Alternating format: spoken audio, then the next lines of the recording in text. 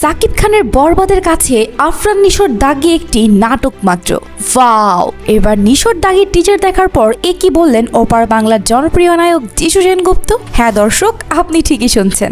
নিশোর দাগির teaser দেখে যিশু জানালেন সাকিব খানের বরবাদের কোনো প্রতিদ্বন্দ্বী নেই। সাকিব খান এবার একাই রাজত্ব করবে বাংলাদেশের সিনেমা হলগুলোতে, কারণ বরবাদ সিনেমাটি হয়েছে এক অন্য লেভেলের সিনেমা যা ইন্টারন্যাশনালি খেলবে। তবে দাগি দেখে অনেকেই বলছে এটি একটি নাটকের মতো। দেখে মনে হয়েছে নিশোর কোনো নতুন নাটকের ট্রেইলার দেখলাম। নিশোর টিজারে নাকি সিনেমার কোনো ভাইবই পাননি দর্শকেরা, আর তাই সকলেই বরবাদ নিয়েই নিজ নিজ উচ্ছ্বাস প্রকাশ করছে।